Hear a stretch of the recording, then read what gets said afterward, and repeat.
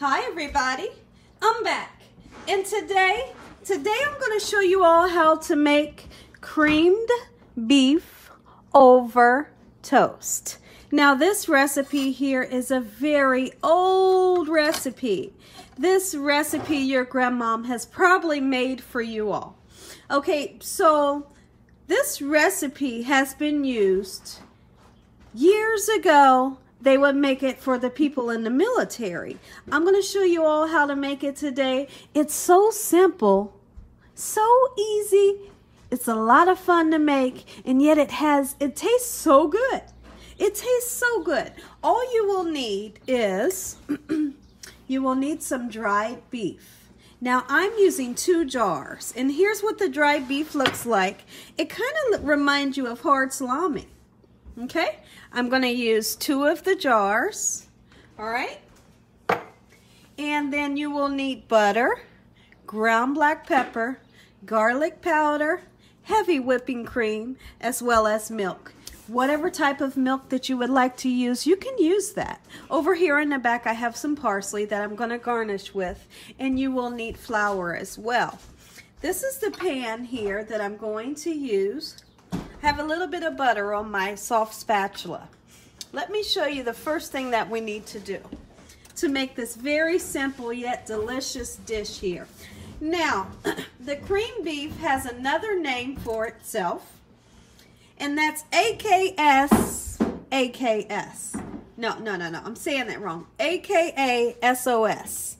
If you all know what the SOS means, comment in the section below. And let me know if you know the nickname for this cream beef. This right here, I've had this when I was younger, and it's been years and years since I've had it. Feel free to chop up your meat into big pieces or little pieces. It's really up to your discretion. Okay? So whenever, I feel like you need 2 jars. When you make this, 2 jars of the meat, so that you can have enough, because everyone is going to want to try this, and then once they try it, they're going to go back for seconds, trust me. And all you have to do is have biscuits, or traditionally they'll put this over white toast. Okay, see this? Beautiful. Now this beef here is a dried beef, and it does it has some salt in it. So when you make your gravy that we're going to put this in, you're not going to use any salt because you don't want to make this over salty. Okay, we have our toaster that we're going to use, as well as our bread. Okay, so first thing that we're going to do, we're going to turn our pan onto a medium-high heat. Let me move my flour out the way. We're going to start a roux. Okay, and what you need for your roux is equal parts butter or equal parts fat and equal part flour. Okay, so if you use 3 tablespoons of butter, I'm just going to eyeball mine because I know how to make it. If you use 3 tablespoons of butter, you want to use 3 tablespoons of flour, okay? And then you put your liquid in, you let your liquid come up to a nice boil, and then everything will start to come together and get nice and thick. All right, so I'm going to start off with some butter here, and I'm going to wait until my butter starts to melt. All we're doing here is we're making a roux. It's a very simple technique. Nothing hard about anything that I make in this kitchen. Every recipe that I make you all, I promise, it's so easy. All right, let's bring my camera forward just a little so you all can have a great picture. Here we go. And then we're going to get ready to put our flour in here in just a second. Okay, everyone, now that our butter is starting to get nice and melty, we're going to take equal parts flour. Okay, get your flour right in with the butter. All right, and you want to combine the flour and the butter just like so. Okay? Just like this. And you want to give the flour and the butter some time to cook together because you want to get rid of that raw taste that the flour has. You don't want for your cream sauce to taste like flour. Okay? So right away, I don't want you to put your milk in just yet. We want to give, excuse me, we want to give the flour and butter a chance to cook for a minute before we put our liquid in. Okay, you can see that our flour and butter is all combined and it has a nice smooth texture. That's what you're looking for. Okay, you don't want it to be too thick like plaster, okay? Just enough to where you can kind of smash it, and it's kind of like, let's see, the texture of maybe a peanut butter, okay? Just like this. You shouldn't see any whites of the flour, all right? Now that our butter and flour has cooked for around about 3 to 4 minutes, the flour flavor, that dried, uncooked flour flavor, is cooked off by now. So what you're going to want to do is go ahead on in with your milk. And I'm using a 2% milk today. I have my temperature on a medium-high heat. Okay? How much milk? Just put you some in there, okay? But what I will do, I will put in the description below exactly how much you need to have, okay? So then what we're going to do, we're going to just go in and stir this up, just like so. And everything's going to come together and it's going to become very nice and smooth. But I want you all to know that you have to have patience. Having patience in the kitchen is the key to good food. If you can have patience in that kitchen, hey, trust me, you're going to have some good food there. You hear me? Absolutely you will.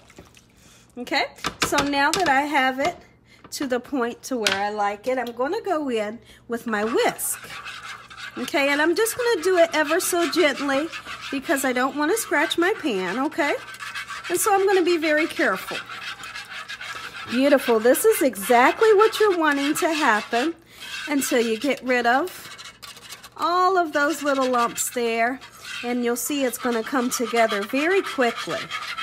Absolutely it will. And then we're going to finish it off with some nice heavy cream. Oh yeah. This right here is right up my alley. Oh my goodness. I haven't had this in so many years. And I believe that they also serve this in prisons. Because it's a hearty meal. And it fills you up. Absolutely it does. And that's probably why they served it to the people in the military. I'm not sure if they still, you know, and you all can let me know in the comment section below. I'm not sure if this is still a meal that they serve in the military, but it was a great idea to serve them this so that they could get nice and full on a hearty meal and enjoy it. Absolutely.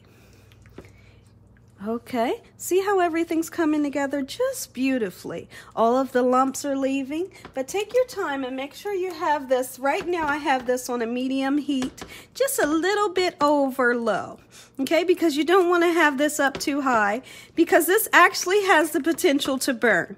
So be real careful and just keep on stirring, okay, just like this, baby. Oh yeah. Woo, this looks so delicious. At this point, I'm very happy with the consistency. It's just beautiful. All the lumps are just about gone, and I'm kind of going in with my soft spatula. If I see any lumps, I'm just kind of smashing them out. Just in this manner. This right here is a bechamel, the beginning of a bechamel. Okay, we started off making a roux, equal parts flour and equal parts butter. Okay, if you wanted to make a gravy, this is exact what you would do. Minus the milk, you can use chicken broth, you can use your beef broth, whatever you would like to use to make your gravy. Oh, look at that. Isn't it nice and beautiful and velvety? This is what you want it to look like. Okay, so now what I'm going to do, I'm going to go ahead and season up my cream sauce. Garlic powder. If you're making a cream sauce, put you some garlic powder in there and let me know just how much you enjoy it. Oh yeah, remember, don't put any salt in, guys. Don't get crazy because that meat is already salted and I don't want you to you know, over season it, okay? I want you to be happy with the flavor.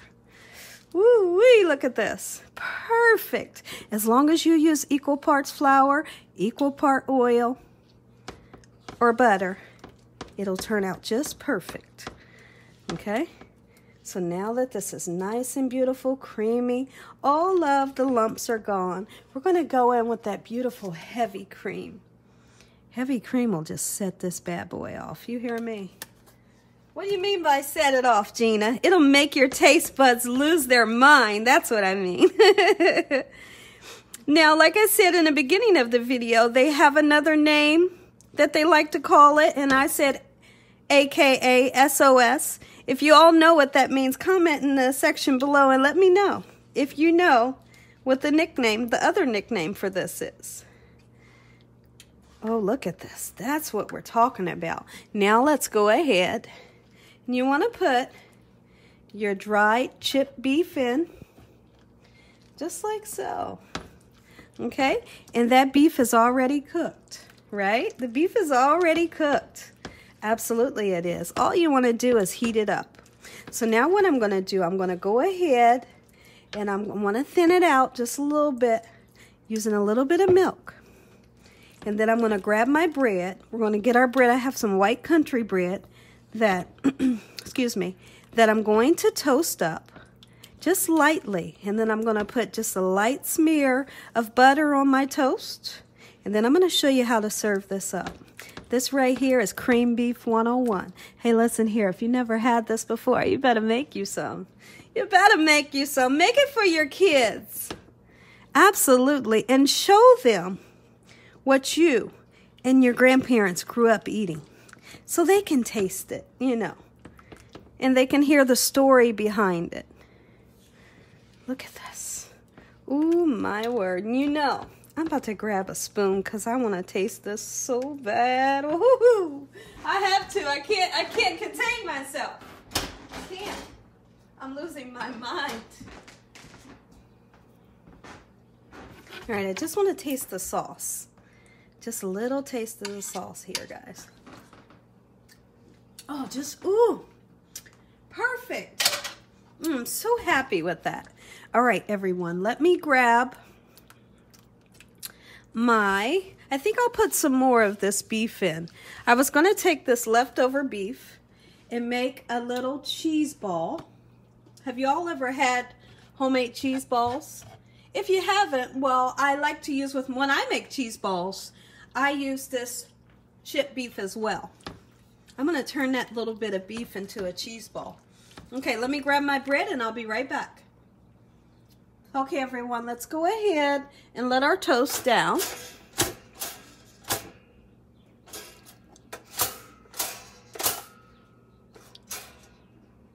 Beautiful.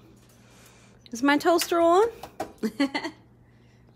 Okay, everyone, now my toaster's on. All right, so we're going to get your toast how you like it. If you like your toast dark, make sure it's dark. If you like it nice and light like I do, I usually put my toast on a number 2, and that gives me the perfect color toast. Like, I know my son, one of my sons, he likes his toast dark. But I make sure after he uses that toaster, he turns it back on to 2. Absolutely I do. Let's take a peek in. And I'm going to use my red plate today to plate up because I feel like it'll show better on the plate. Look at this creamed beef. Guys, listen here. This right here is some good eating. Oh, you can get you some scrambled eggs on the side.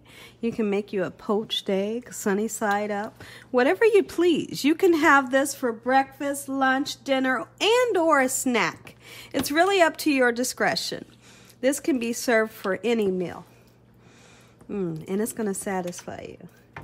Woo, it's delicious. Let's put some cracked black pepper in. Okay, gotta have you some pepper on there.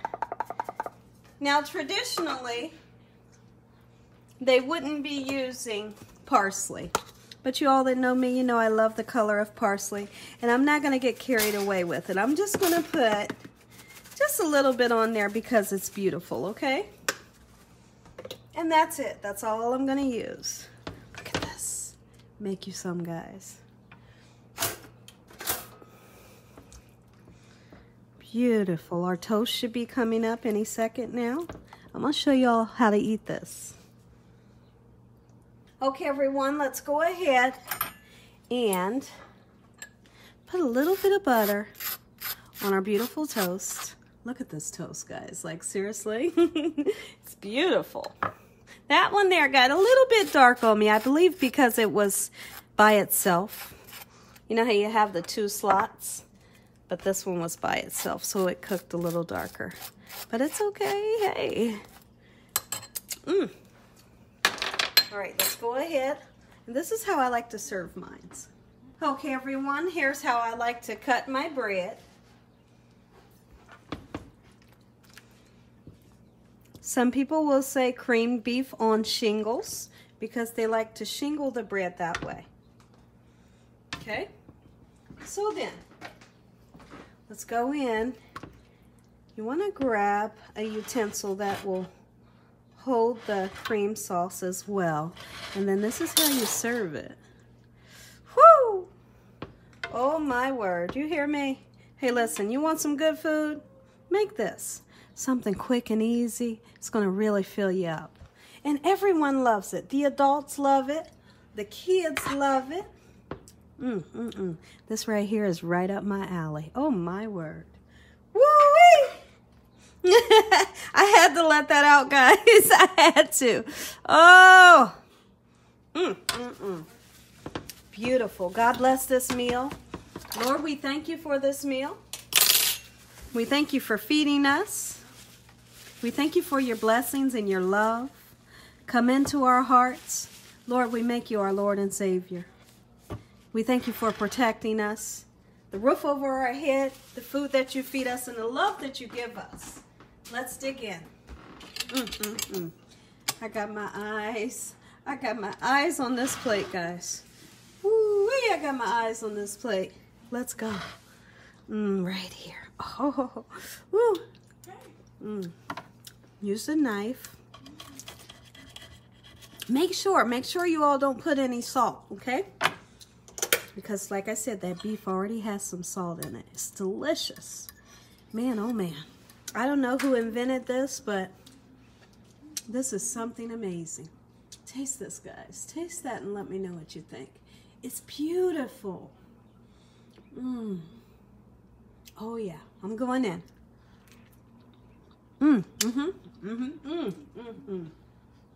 Oh, just what I remember. Look at this. Beautiful. Creamed beef 101. Hey, if you all enjoyed this video, give me a thumbs up. If you haven't subscribed, make sure you subscribe. Make sure you click on that notification bell so that you can be notified every time I upload one of these awesome recipes. And as always, God bless each and every one of you. Thank you all for watching. Have a good night. Good night. Ooh, taste that last bite. Man, oh man, is that good. I'm going to sit down at my table and I'm going to devour this thing. You hear me? Good night.